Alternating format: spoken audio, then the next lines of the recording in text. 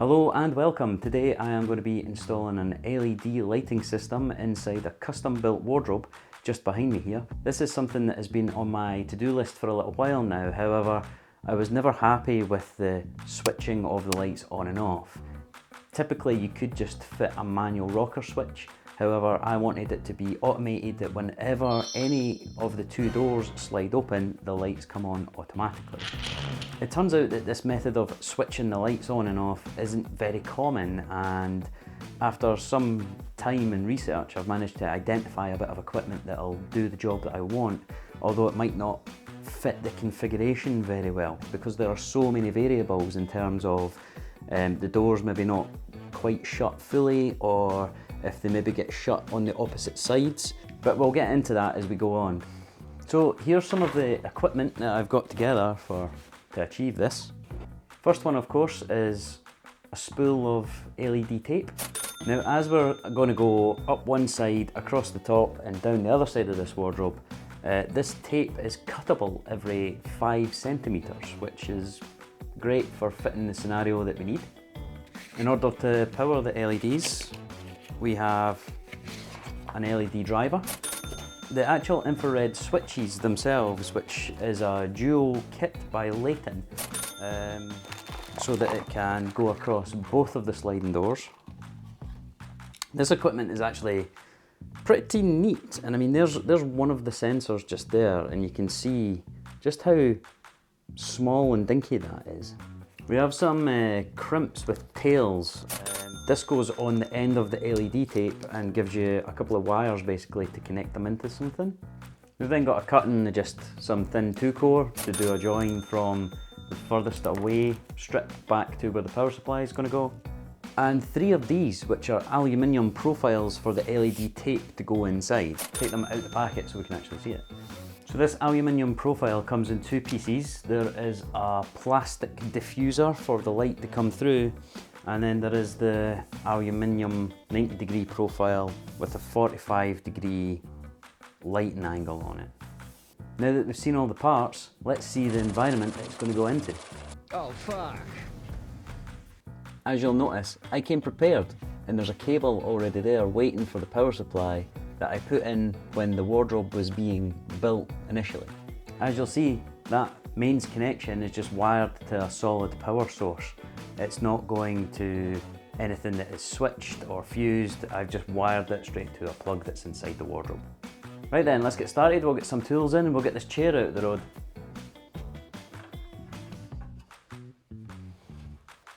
So what I'm going to do first is fit the LED driver. We'll get this up out the way, and then we've got the lights which will sit underneath that along the top and then down the sides. So that bit's up and done. When I initially cabled for this, I ran a 3-core mains flex because I wasn't sure what we were fitting. However, as this LED driver is double insulated, shown by the little double square, it only requires a positive and negative terminal, so the earth we can do away with. Now when you're wiring stuff, you want to make sure that you get a good bit of copper going into the terminal, but you also want to make sure that you don't see any copper sticking out of the terminal. Pretty good contact, less likelihood of any strands arcing or shorting out across there as well. What's always good practice, once you've wired it as well, just give the cores a little tug each, just to make sure that they're solid in there and they're not going to come out. Oh, this is so awkward. Worst thing about this is fitting in. And that is why you wire it in your hand, because that would have been a nightmare. So we've got the mains up at the top, we now need to wire it into the socket at the bottom with this plug top.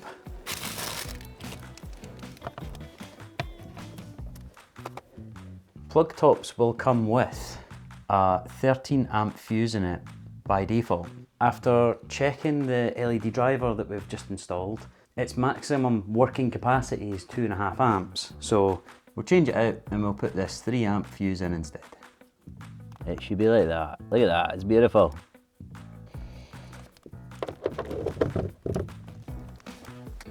Great, we've got the power done, so now the next thing to look at is the lights and the switch, and it's a bit of What should we do first? Well, I'll tell you, we actually need to do the switches first because of where they need to sit for the door. So these are the two switches that come off of this controller in the middle. Now, we can take the switches off just to have a look at them. One of these LEDs is the sender and the other one is the receiver, so it needs it to see it coming back. But because this is pointing this way, we need this to face towards the doors. Both these doors will slide and move, the back and the front.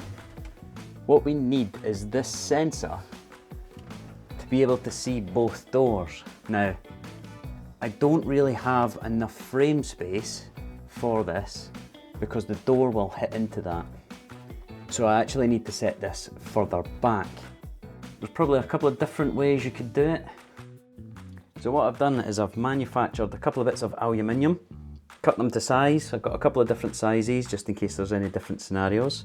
I've then folded them on a 90-degree bend, and it should give us enough space that if we fit the switch on to one side like that, we can then screw this side into the facing that we've got on the side of the door, and it will look something along the lines of that. So we might need to chisel this bracket in slightly just to get the sensor as close to the doors as possible, as it only has a 5cm tolerance. Before we can put this bracket on, we need to consider where the LED trim profile is going to go. Now, it is going to sit something along here, and as you can see, potentially, it is hitting the bracket here. So we need to cut a little check out of this bracket.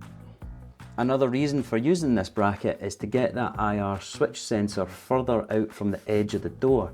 Just in case the door doesn't get closed fully, it needs to be a physical action to open the door before the trigger will trigger the lights on.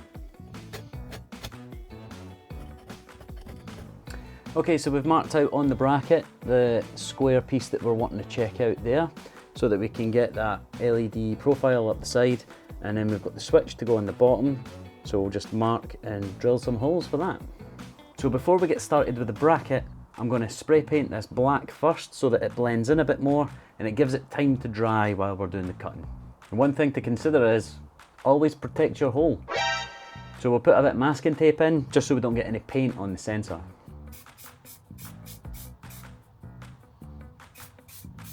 Now the screws that come with the sensor are incredibly small, like these are tiny.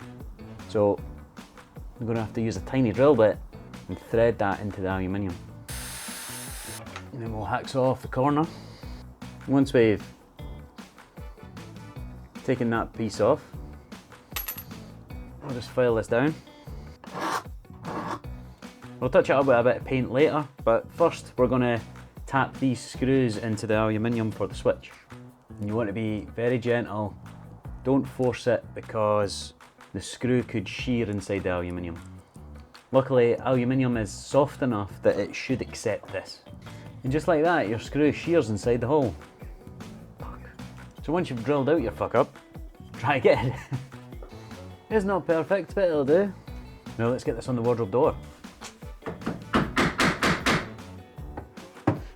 A wee check taking out that.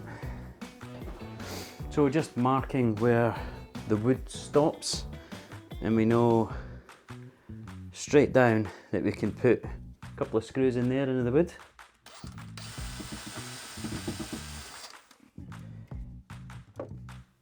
And there you have it.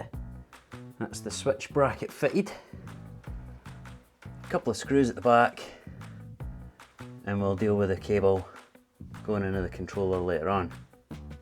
As mentioned before, the reason that we've taken this piece off of the L bracket so that we can get down here is for this trim. The trim will sit in there like that. It's obviously got a bit of wiggle room away from that bracket, and it'll sit quite neat tucked in that corner. So far we've got the power supply and now the infrared switch on one side done. We'll get the aluminium profile in, the LED tape inside that as well, and hopefully before it gets too dark. This LED profile does actually come with little L bracket fittings, put the screw through one side and then it clips around this. Now, we will use this when it comes to do the top piece, but for this bit in the corner, it actually fits incredibly neatly, just putting it straight in, and it keeps it as far out the way as possible. There is enough space where we can put some small screws in this side corner, and the tape, the LED tape, is 8mm wide, which will fit up here. I think this is a 10mm corner trim, so there's enough space for the head of the screw to come in and not foul the LED tape. If for whatever reason when you put your LED tape in it's not perfectly straight, the plastic diffuser cover will cover that for you anyway. It will still let the same amount of light from your LED tape come through, but it will not show you the actual path or route that the tape takes.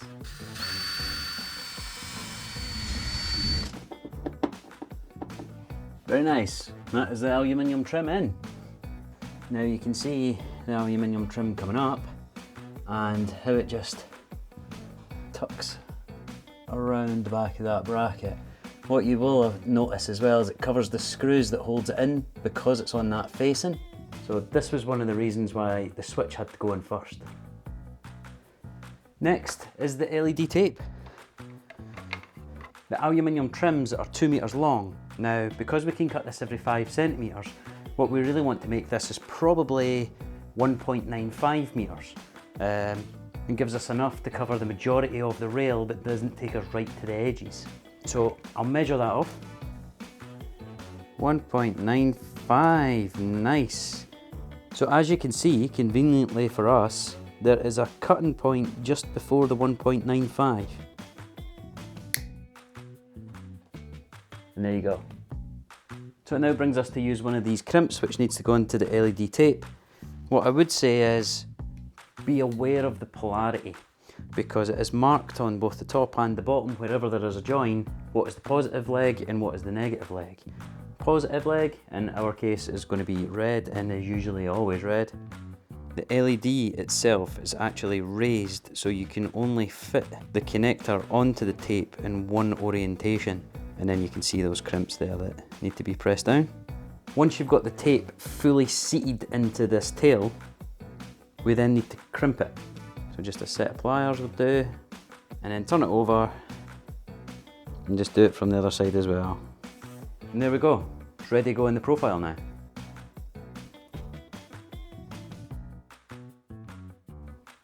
So there you go, there is the LED tape inside the aluminium profile coming up.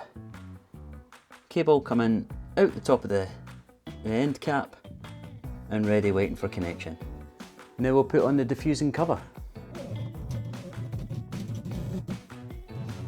And once you've completed that, do the other side. Okay, well now that we've got the two side pieces done, we're now going to move on to the top piece. Now the top piece does only need to be 1.5 meters rather than the full 2 meter length. So we will take the last aluminium profile and cut this down to size. For the top piece, I am going to use the clips that are provided for this. A couple of reasons why. One of them, it's quite neat to be able to just clip it in above you, because it is quite an awkward place to do it. But also, I don't really fancy drilling any metal above me. Worst thing you want is any metal in your eye. So yeah, for this one, we'll use the clips. Additionally as well, because we've got to get a connection from the far side of the wardrobe to the side where the power supply is, we are going to need to run a little 2-core extension cable.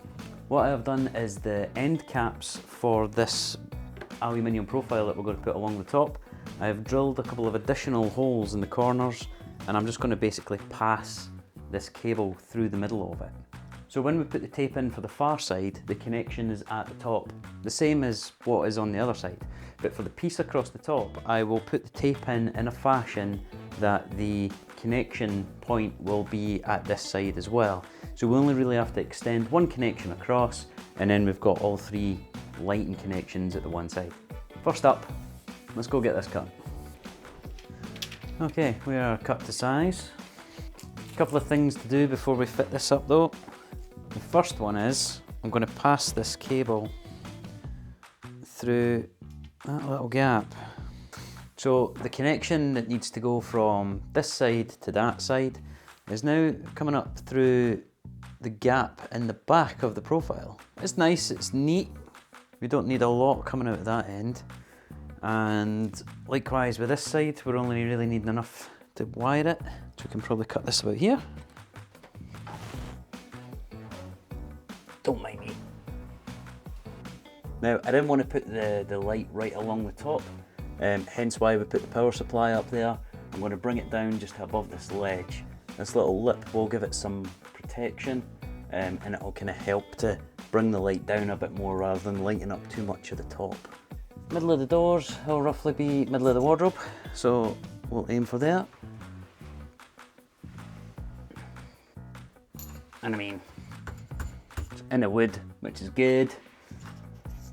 3 raw plugs left, and I don't even need them. Me again. I'm here to talk to you about your car's extended warranty.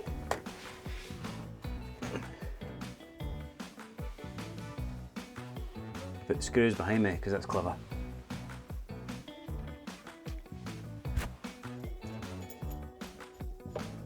Switching sides.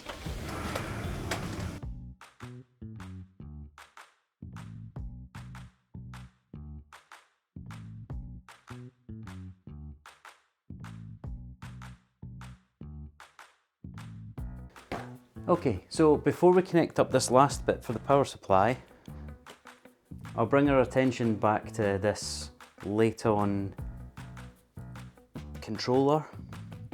So you've got the 2 plugs here that our IR sensors go into. You've got the little control box in the middle, which determines whether the doors are opened or closed. And then on the other side here, we've got 2 2-core connections. The side with the plug is the feed in, so this will go into our LED driver up in the top corner. The side with the box is designed for LEDs with plugs to go into here.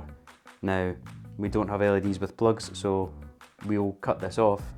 But the paperwork that came with this was very lacking, shall we say.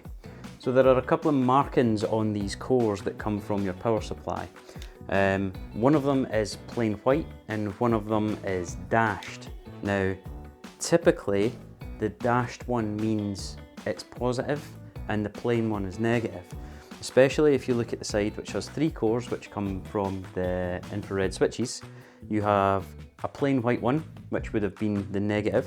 You have the dashed white one, which would have been your positive wire. And then there's a core which just has lots of X's on it, which would typically be your switch wire. After opening up this controller, I have found that that is incorrect.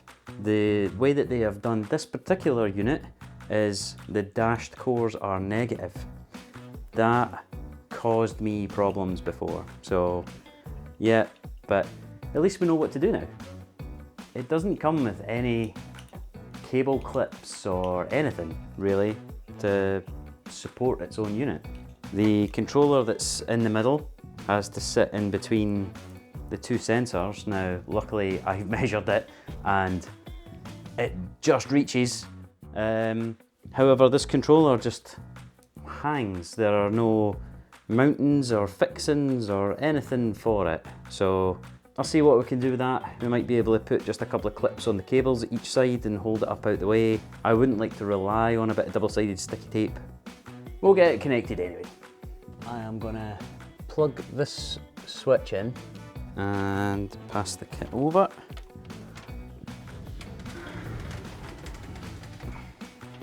And plug this switch in. Well, this is the feed to go into the driver, so I suppose we can get that one out the way first. Backwards to how I normally do it. But then it's one less wire to worry about. So I'll go somewhere up there. So we need these 2 cables. Now I want to do one at a time, so we don't mix up which one's which, because they're both marked the exact same. I think one of the main things that upset me about this Layton unit, not just that the paperwork was a little lacking, but the actual cost of the device. There was an additional carriage charge on it. It's a special order. Again, there's obviously not a lot of people doing what I'm doing. So we've got the switch live return, from the sensor triggers, and we know that the dashed is negative, so we'll do all the negatives first. We then need the positive side, so let's get all the positives together, straighten out these cores, don't want to break any cores off. Same again, get these in a good tight twist together. And the best thing about putting it in the corner or something there, there'll be a bit of wood there to screw into. Okay, let's do a moment of truth test then, shall we?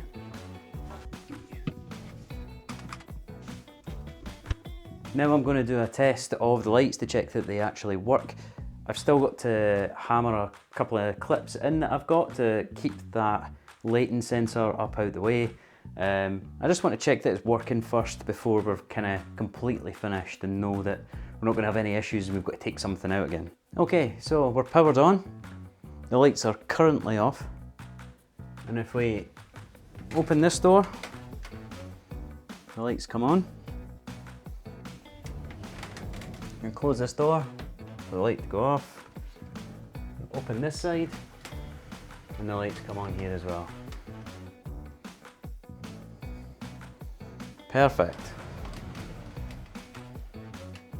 So we know the system works, so I'll get this clipped up, tidied up a bit, and the only thing is, for this particular door, because the door is furthest away from the sensor, although we've chiseled in a bit to get that sensor as close to the front of that door as possible, it is still just on the cusp of not making it. However, the glass sits in from the frame of the door, so we can fabricate something that will go on that piece of the glass that sits up to the sensor but is not fouled by the other door passing if they were to slide past each other. Clip right in the corner there.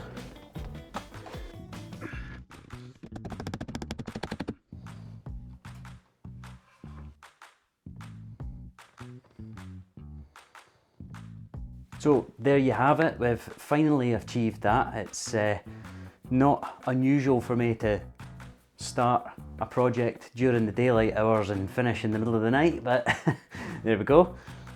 If you've found this video useful or interesting or informative, please give me a like, and please let me know down in the comments if there's anything that you would do differently, or if you have any other ideas or suggestions of what you would have done as a switch rather than the infrared triggers. But yeah, at the moment I think I'll just get some of my tools packed up out here, and we'll leave all the rubbish for the labourer tomorrow morning, in true Sparky style. Thanks again for watching, and I'll catch you next time.